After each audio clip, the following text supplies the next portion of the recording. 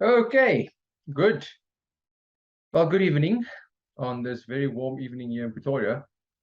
So if I start to shine on my forehead, it's a bit hot in here, but that's just the way it is. So tonight's topic is actually quite a contentious one because boundaries are so unique and so individualized to every person that they become a havoc, or they create havoc in relationships. They become a burden. And most people don't even understand their own boundaries, how to communicate their boundaries in a healthy way. So they start to create unhealthy boundaries. And that's basically when your boundaries that you create is hurting yourself or hurting another person. So when you create boundaries that are unhealthy, it's not good for either of you, whether it be in the family dynamic, whether it be in a relationship dynamic with your partner, whether it be in work dynamic or in companies. Okay, so we're going to discuss a few things about boundaries, what they are, the different types of boundaries, why they are important, and then I'll get to some of the interesting questions that I received for boundaries, and I'll answer them. The questions are in Afrikaans, so I'll read them in Afrikaans first, and then I'll just translate in English, because I know it's just easier that way, because the Afrikaans people can understand English better than the English people can understand Afrikaans most of the time. So I'll just do it both ways. And when we think about boundaries, there's a nice and simple process you can start to follow, because people don't really know that they're allowed to have boundaries, and they don't really know that they can actually say thank you, but no thank you. It's very difficult for some people to say no. It's very difficult for some people to actually really actually say no to certain things when people request certain things of them. And it becomes even more difficult when those people are close to them. So some people cannot even say no to strangers, and they feel like they're going to let them down. Now, from a bigger vantage point, where I don't know if you guys have read Oriah Mountain Dreamers, The Invitation, but there's one sentence in there that sums up the whole boundary thing. And it goes like this. She says, "Can you disappoint another to be true to yourself?" That's the foundation of boundaries. Is, can you disappoint another person by being true to yourself? And that disappointment in another person is not really hurting the other person. It's not really that you actually want to do the other person harm or want to have an egotistical boundary. We'll get to that one. But it's just to set a boundary that will keep you happy, keep you safe. So imagine this. Imagine you live in a house and your house is just perfect for you. Every room is nice, doesn't have to be big, it's just right for you. You've got all your belongings in your house. And when you walk around in your house, it feels safe, it feels secure, and you really like your house. Now imagine that house of yours, it doesn't have any doors. There are no doors anywhere in the house. And imagine on the outside, there are no fences. And imagine beyond that, there's no thing whatsoever that stops people from coming into your house. Will that house still feel safe and comfortable for you? I doubt it very much, especially in this country. Okay. So boundaries are the same on that level, different boundaries. We've got a mental solitude or mental space in our minds that we have our thought processes and we go through our thought process. Now, those thought processes are like our house where we feel safe, we feel calm. We actually have trained our minds, and we have not made it our master, we have made it our servant. Now the boundaries start to make sense, because you wouldn't like somebody in your space, in your house, just to come in and go as they please and create havoc. And you would not like that. The same with your mental space, the same with your physical space, the same with your financial space, the same with your spiritual space, the same with your emotional space. There's lots of different spaces that you occupy, especially during a day. I mean, you can imagine the day starts off usually, and even if you have the most mundane job, there's still something that changes every single day. A new thought process arises, a new emotion, an old emotion surfaces, old doubts, new fears. These things surface and come and go. But what if you don't have clear communication as to how to establish boundaries surrounding that? Then you're in for trouble. That's why it dawned on me, especially this past month, healthy boundaries are definitely a necessity for peace. And I mean healthy boundaries, I don't mean unhealthy boundaries. Okay, so let's just see a difference a bit. What's an unhealthy boundary? Unhealthy boundaries usually they take on the characteristic of trying to control people, trying to manipulate people, trying to hurt people. That's unhealthy boundaries. That boundary is not set in place to protect you and keep you safe. It's to target another person. Healthy boundaries won't target another person. It'll keep you safe. For instance, let's take the house example again. If the house that you're in is perfectly safe, perfectly comfortable, it's exactly all the things are where you want, you put on a door, you put a fence around it. You make it difficult for people to enter because you want to protect your space. Okay, that's a healthy boundary. You are not going to start shooting people that walk past your house just because you think that's a healthy boundary.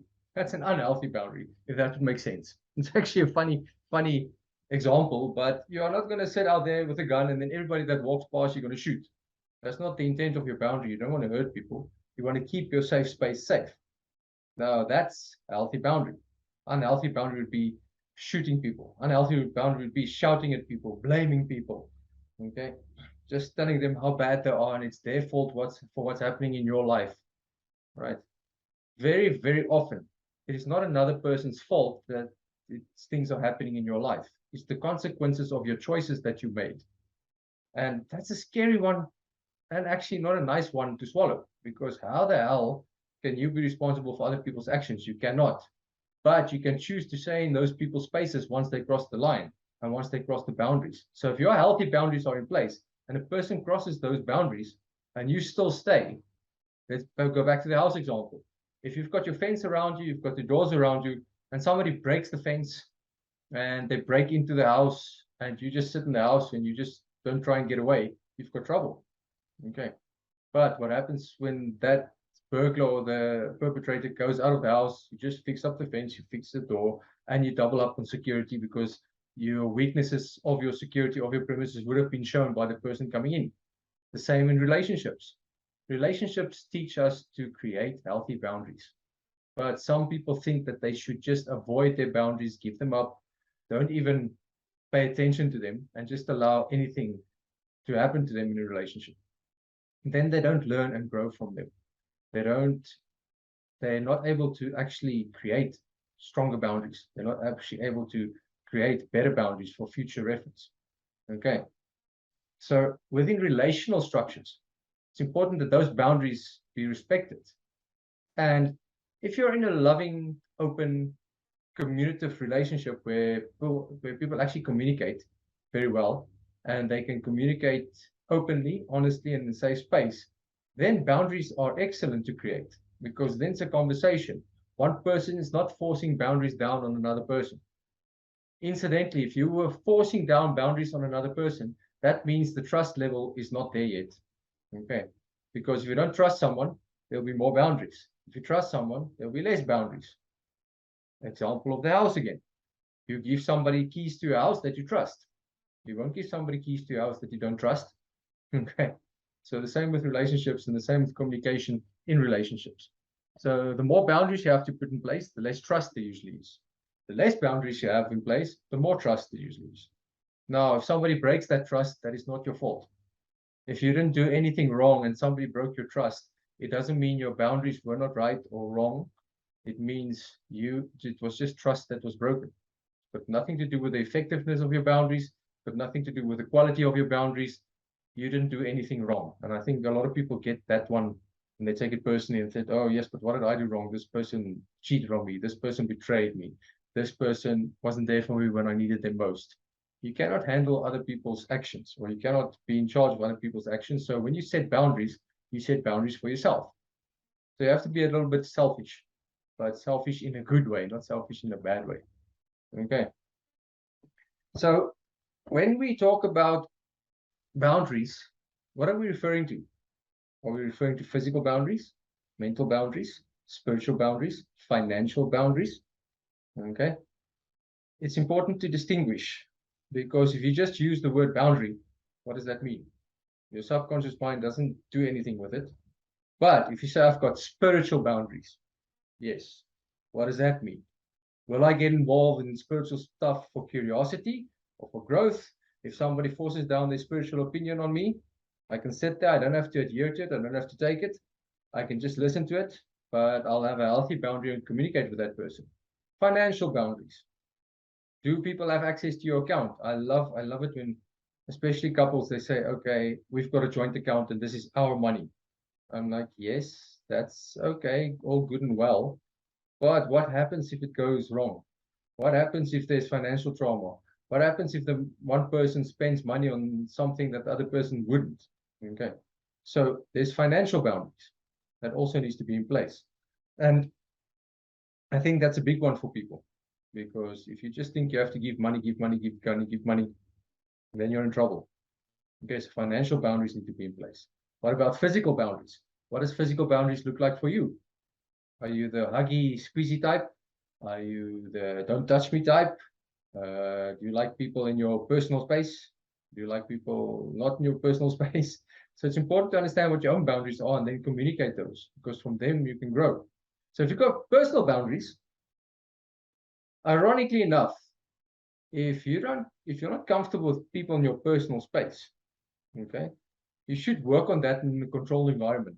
For example, if somebody attacks you and they grab you and they try and force you down to the ground, they're going to be in your personal space.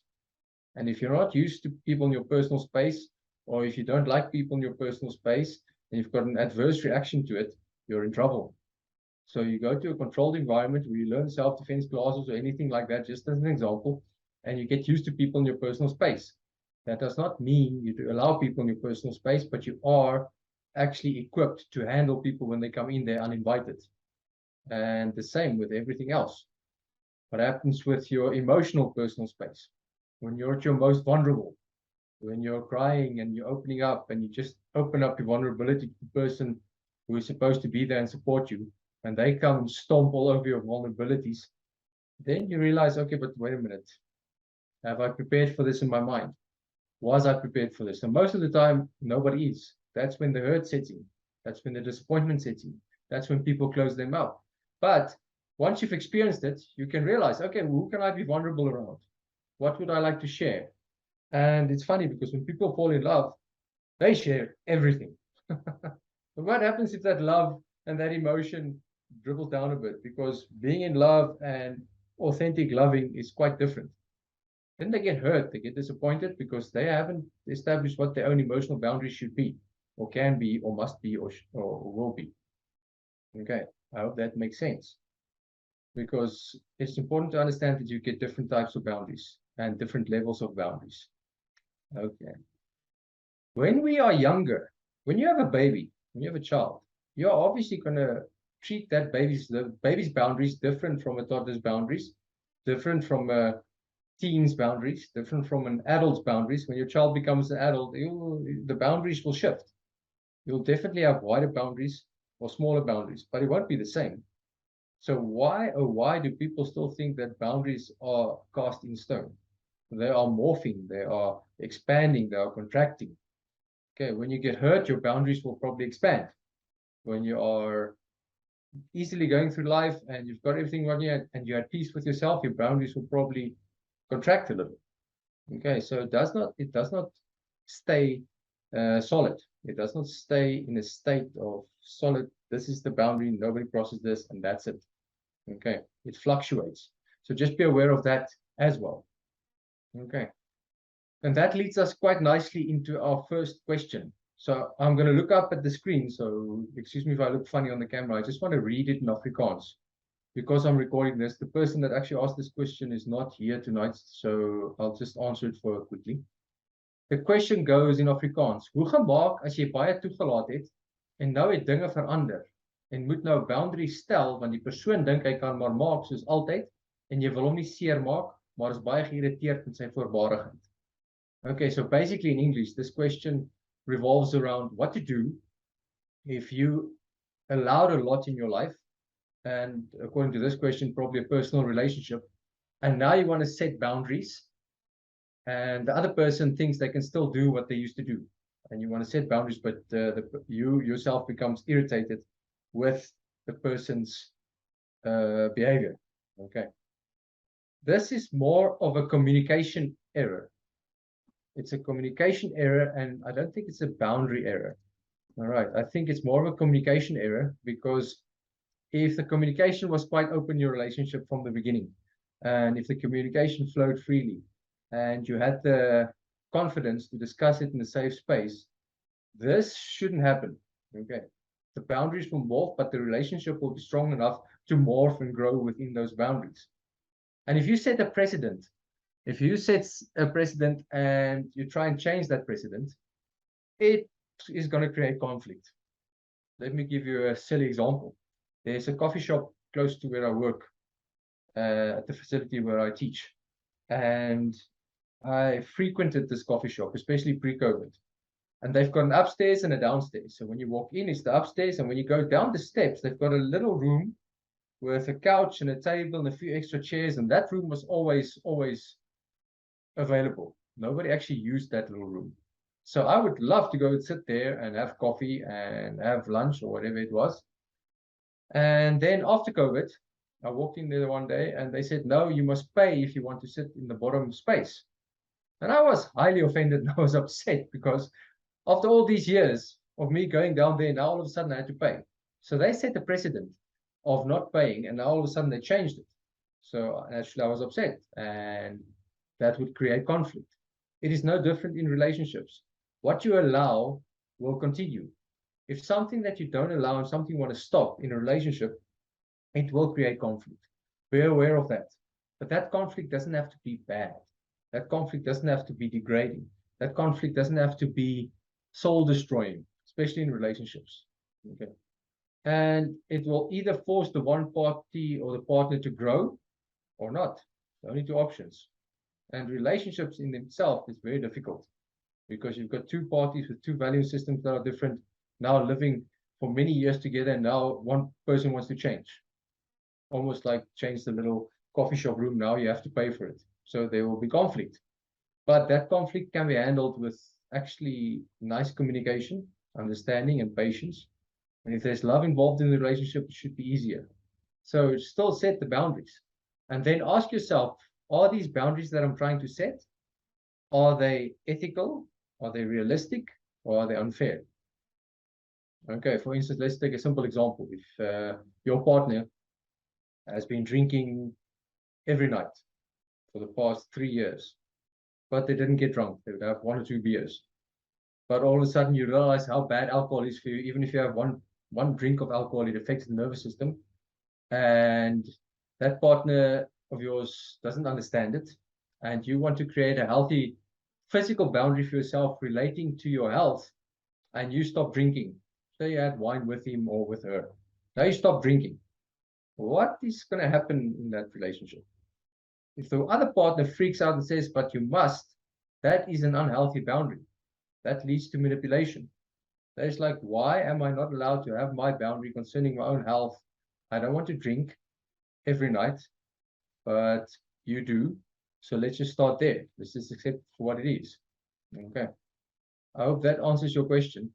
And just another thing, you said you didn't want to hurt him in your question. You are going to hurt people when they actually get into your space and when you actually set boundaries. But it's not about hurting. Okay, it's not about hurting the other person. There will be no hurt if you can communicate your boundaries clearly. If you can communicate your boundaries clearly, then the pain won't be there. It will be actually quite easy to communicate the boundaries. Okay. So, next question. Afrikaans. Hoe verduidelik 'n mens die konsep van boundaries aan jou kind? Waarom nodig? Watter boundaries ensovoorts? Okay, first question. So in English, how do you explain the concept of boundaries to your child or your children? Okay, why is it necessary and which boundaries? Welcome to life. Okay, explaining boundaries to children. I would start explaining to them the same way as in using a physical example. If they run through, say, a bush full of thorns and they don't have protection, what's going to happen? The thorns are going to stick to them and pierce their skin, and they might get stuck in the bush. If they've got a thick padding of protection and they run through a thorn bush, the thorns won't do as much damage. Okay.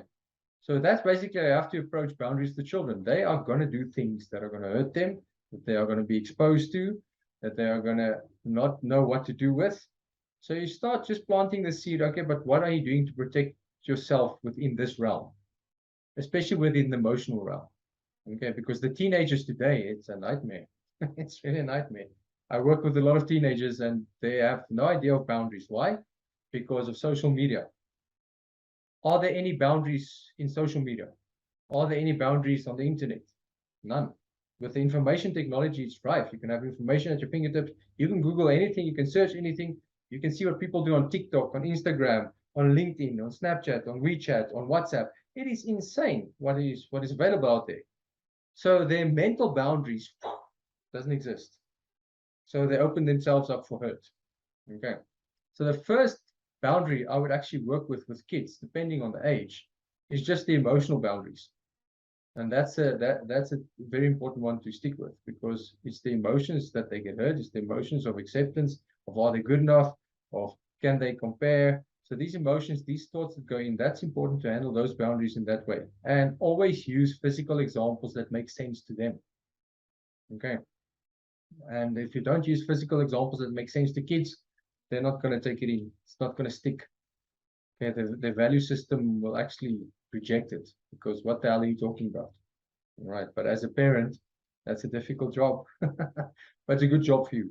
And the other thing is, if as a parent you don't understand your own boundaries, you've not implemented your own boundaries, it's going to be nearly impossible to transfer the concept of boundaries to your children. Okay, I hope that makes sense. Sounds a bit rough, but that's the reality of the situation. I've seen so many parents trying to expect things from their kids that they haven't implemented themselves. And I'm not talking about education. I'm not talking about that type of thing, because the generation of today is totally different than 2 or 3 generations ago. I'm talking about the emotional barriers, the universal truths, the universal laws, where boundaries are applied, that parents cannot apply, and then they try and teach their children that. It is a nightmare, and it creates havoc. Okay.